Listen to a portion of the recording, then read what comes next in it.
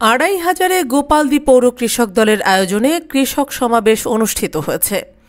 সারা দেশের সংখ্যাগরিষ্ঠ কৃষক জনগোষ্ঠীকে সংগঠিত করার লক্ষ্যে ৩ মাসব্যাপী ইউনিয়ন পর্যায়ে সমাবেশের অংশ হিসেবে বুধবার বিকেলে গোপালদি পৌরসভার জালাকান্দিতে পৌর কৃষক দলের আহ্বায়ক আরিফের সভাপতিত্বে সদস্য সচিব কবির হোসেনের সঞ্চালনায় অনুষ্ঠানে কৃষক কৃষানীদের সাথে মতবিনিময় ও বিভিন্ন প্রশ্নের জবাব দেন নেতৃবৃন্দ।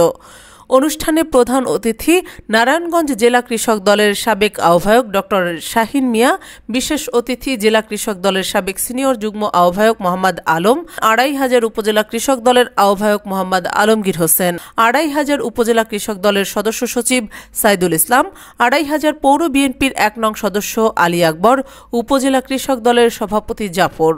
অন্যান্যদের মধ্যে গোপালদি পৌর বিএনপির সহসভাপতি আলামিন, ৮ নং পৌর বিএনপির সভাপতি শামসু, পৌর যুবদলের আহ্বায়ক আজিজুল ইসলাম, পৌর ছাত্র দলের সাবেক আহ্বায়ক আমিনুল ইসলাম সুমন, পৌর স্বেচ্ছাসেবক দলের আহ্বায়ক লিয়াকত হোসেন, পৌর ৭ নং ওয়ার্ড কৃষক দলের আহ্বায়ক শাহজাহান, যুবদল নেতা নিজামুদ্দিন উপস্থিত ছিলেন। সমাবেশে লিখিত বক্তব্য পড়ে শোনান ২৫০০ উপজেলা কৃষক দলের আহ্বায়ক মোহাম্মদ আলমগীর হোসেন।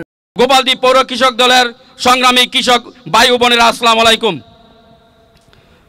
প্রিয় ভাইয়েরা, লক্ষ লক্ষ শহীদের রক্তের বিনিময়ে অর্জিত স্বাধীনতার পর এক মহাসংকটে নিপতিত হয় আমাদের এই প্রিয় মাতৃভূমি। সফলা শস্য শ্যামলা আমাদের এই উর্বরা বাংলাদেশ শুরুতেই এক দুর্ভিক্ষের কবলে নিপতিত হয়। ১৯৭৫ সালের মর্মান্তিক পট পরিবর্তনের পর সিপাহী জনতার বিপ্লবের মধ্য দিয়ে জিয়াউর রহমান ও দেশ ও দেশের মানুষের প্রয়োজনে দায়িত্বভার গ্রহণ করেন। দুর্ভিক্ষ কবলিত এই বাংলাদেশের মানুষের মুখে এক মুঠো খাবার তুলে দেওয়ার জন্য কৃষিক্ষেত্রে কিছু যুগান্তকারী পদক্ষেপ গ্রহণ করেন। ফলে অতি অল্প সময়ের মধ্যে বাংলাদেশ সবুজ বিপ্লবের শুরু হয় এবং খাদ্যে স্বয়ংসম্পূর্ণতা অর্জন করে বিদেশে খাদ্য রপ্তানি শুরু করেন। জমিতে চাষ করতে আমাদের এ পর্যন্ত প্রায় খরচ হয় ২০ থেকে ২২,০০০ টাকা। ১ বিঘা জমিতে আমরা ধান পাই সর্বোচ্চ ১৫ থেকে ১৬ মণ।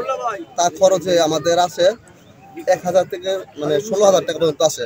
অতএব ১ বিঘা জমিতে আমাদের ৬,০০০ টাকা লস।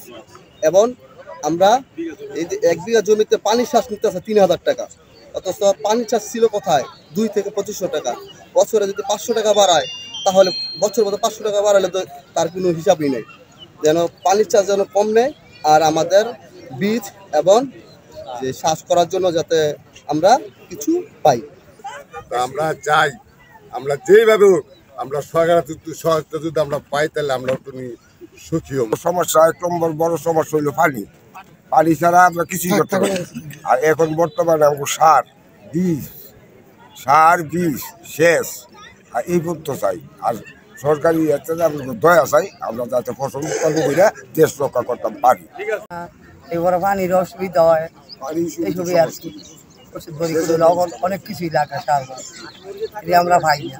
ডাক্তারের ব্যবস্থা করবেন, তারপরে বীজ সার ওষুধ, তাহলে আমরা অনেক শহীদ। শোনেন, বিগত সরকার আমলে আপনারা তো কিছু পান নাই, সেটা তো আমরাও বুঝি, সবাই জানে, তাই না? কারণ হলো কি, বিগত সরকারটা কি ছিল? কি সরকার? স্বৈরাচারী সরকার, চোর সরকার, ফ্যাসিস্ট সরকার। যারা এই চুরি কইরা পলায় গেছে, তা হেরা আপনাকে দিব কোথায় থেকে? হেরা যদি আপনাকে দিত তাহলে পলাই লইলে? হেরা পলাইছে এই কারণে, যারা চুরি করে হেরা পলায়, তাই না? তারা চুরি করছে, তারা এই দেশের মানুষের হক নষ্ট করছে, এই দেশের কৃষকের হক নষ্ট করছে, এই দেশের কৃষকের খাদ্য তারা ছিনিয়ে নিছে, আপনার সবার খাদ্য তারা ছিনিয়ে নিছে। অতএব তারা এই জন্য এই দেশ থেকে পালায় গেছে না? আপনারা নিশ্চিত থাকেন, আগামীতে এই ২৫০০ থানার আপনাদের একটা নেতা আছে না? সে নেতার নাম কি? নজরুল ইসলাম আজাদ, সিংহ পুরুষ নামে যার পরিচিত। নারায়ণগঞ্জ জেলায় ২৫০০ থানা, লাখো কোটি মানুষের হৃদয়ের স্পন্দন।